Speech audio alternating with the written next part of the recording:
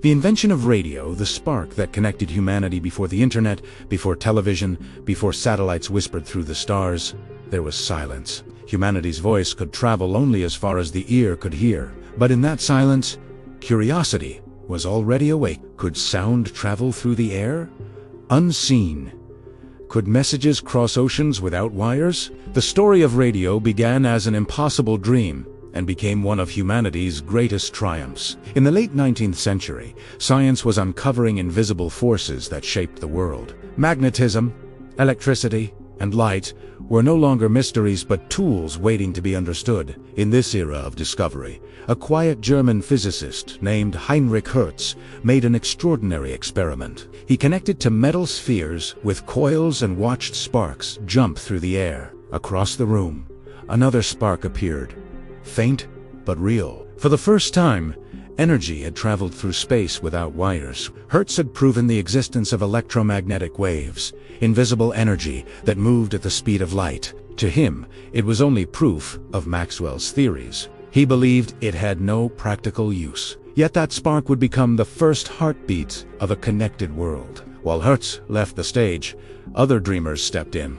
Nikola Tesla, a visionary inventor, imagined using these waves to send not just messages, but power. In his laboratory in New York, he built massive coils that lit up entire rooms with artificial lightning. Tesla dreamed of a planet linked by invisible energy, cities connected through the air, communication without wires, electricity shared freely with everyone. He was ahead of his time, a man trying to give life to the impossible. At the same time, in Russia, Alexander Popov built devices that could detect distant electrical signals, even from lightning storms. His receiver, the forerunner of the antenna, could sense the presence of waves humans could not see. In France, Edouard Branly created a device called the Coherer, a small glass tube filled with metal filings that clumped together when hit by radio waves. Together, these experiments formed the foundation of wireless technology. The puzzle was almost complete, but one piece was missing.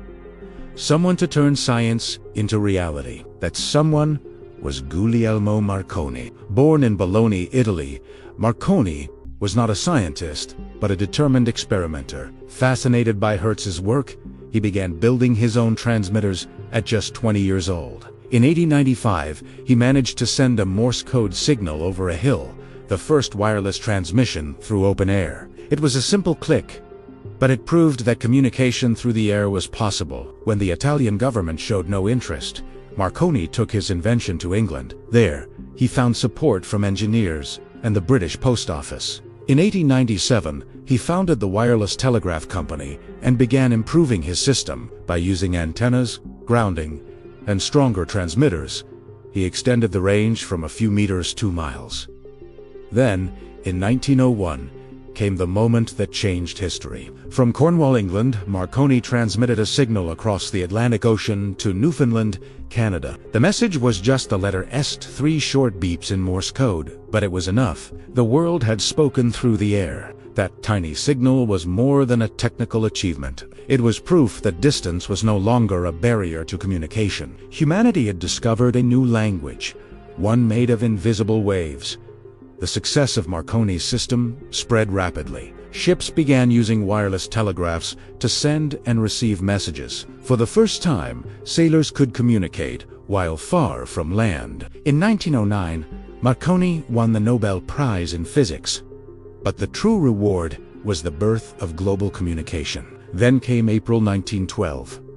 The Titanic struck an iceberg in the North Atlantic. As the ship began to sink, its radio operators, Jack Phillips and Harold Bride, sent out continuous SOS signals. Those invisible waves crossed hundreds of miles of ocean and reached nearby ships. Rescue vessels changed course and saved hundreds of lives. It was the first time radio had proven itself as a tool not only of communication, but of salvation. By the end of World War I, governments and militaries around the world understood the power of radio. Armies coordinated movements, ships shared information, and intelligence was transmitted in real time. The air had become a new battlefield, and whoever controlled the airwaves controlled the story. But after the war, radio's voice changed. It was no longer a tool for generals. It became a companion for families. In the early 1920s, engineers discovered how to transmit sound, not just Morse code. The Canadian inventor Reginald Fessenden made the first broadcast in 1906.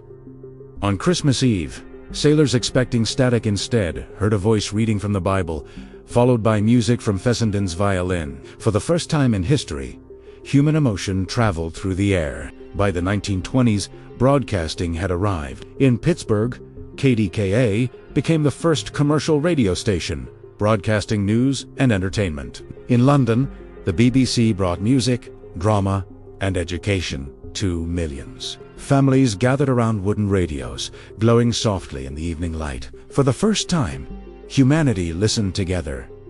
Radio became the pulse of modern life. It told stories, carried laughter, and united people across oceans. It was the voice of presidents, the rhythm of jazz, and the heartbeat of the century. During the Great Depression, radio gave comfort. In the United States, Franklin D. Roosevelt's fireside chats helped restore hope to millions. During World War II, Winston Churchill used radio to rally a nation. His words, "We shall never surrender," echoed in homes across Britain, reminding people that courage could be transmitted like a signal. But radio was more than politics. It became imagination itself. When Orson Welles aired The War of the Worlds in 1938, listeners panicked, believing Martians were invading Earth. The illusion was so powerful that it proved radio's emotional strength.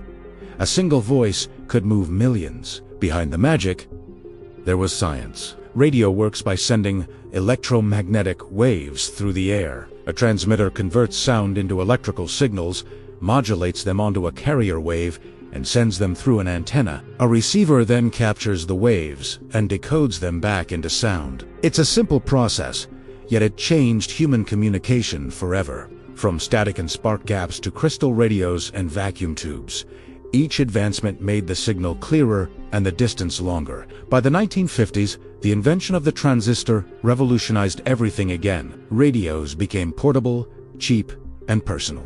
Teenagers carried them everywhere. The world now had a soundtrack. Music shaped a generation. Rock and roll traveled faster than ever, breaking barriers of language and culture. Radio became a symbol of freedom, a universal voice that belonged to everyone. As decades passed, the technology evolved. FM brought better sound. Satellites expanded the reach. Digital radio made it global. And soon, the same principles that carried Marconi's Morse code became the foundation of Wi-Fi, Bluetooth, and mobile communication. Today, the world runs on radio waves. Airplanes navigate with them.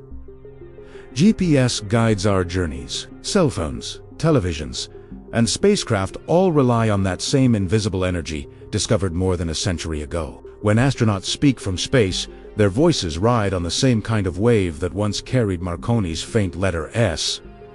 The connection between Earth and orbit, between one mind and another, is still the same miracle. The story of radio is, ultimately, the story of human curiosity. It began with a spark in a laboratory and grew into a force that reshaped civilization. It taught us that distance is not a wall, but a window. It reminded us that every invention begins with a question, and every question begins with wonder. More than technology, radio became a symbol, proof that ideas can travel faster than light, that voices can cross borders, that humanity can speak as one. Even now, in the age of the internet and digital networks, the spirit of radio lives on. Every podcast, every broadcast, every wireless connection carries its DNA.